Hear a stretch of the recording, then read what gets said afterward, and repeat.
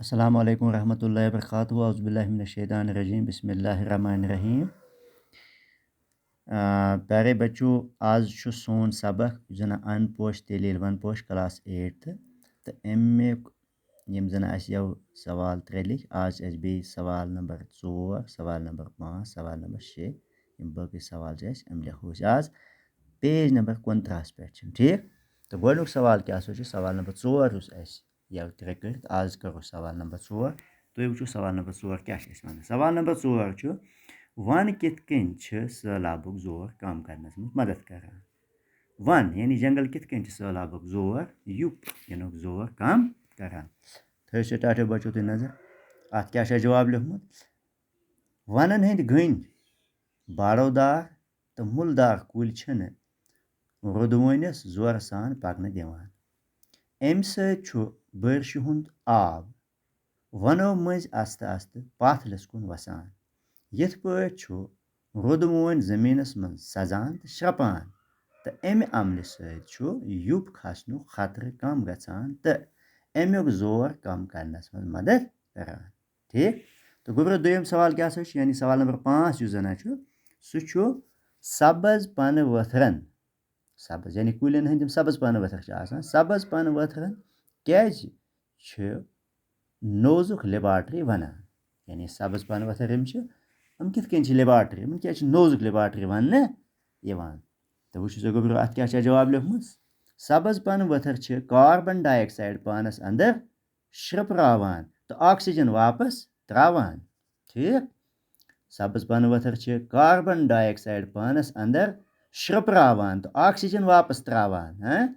इंसान तो बाकी जू जज ऑक्सीजन गैस सत जिंद यह यानी यह जन यह ऑक्सीजन बनाने तो कार्बन डाइऑक्साइड चन ऑक्सीजन बनाने पत ऑक्सीजन वापस त्रावान यह कुन साइंसी लेबार्ट्री मज गसित यानी ब्या साइंसी लेबार्ट्री अगर मसनवी बनाओ सह यह बनत कह अवे किन प्रथ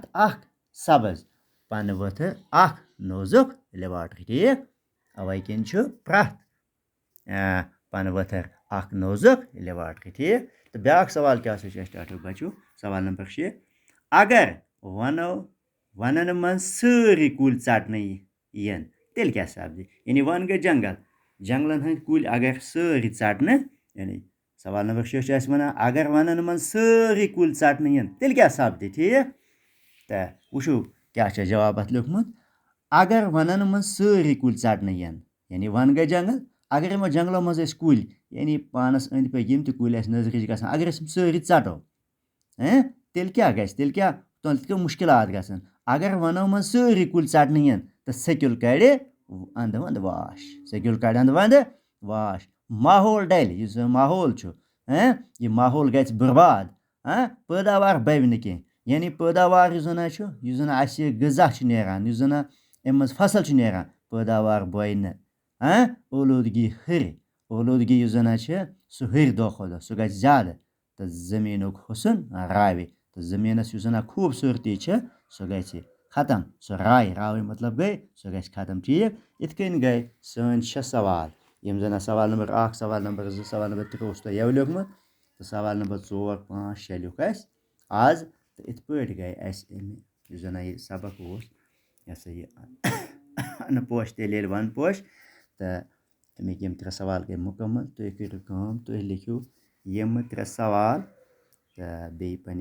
कापी पे सवाल नंबर 4 सवाल नंबर 5 सवाल नंबर 6 ठीक। तो बह त्रो तुम फोटोग्राफ अमुक तो अम पे तुलो तुम आराम सान तो लिखो पे नोट बुक पे करो याद बाकी वसलाम।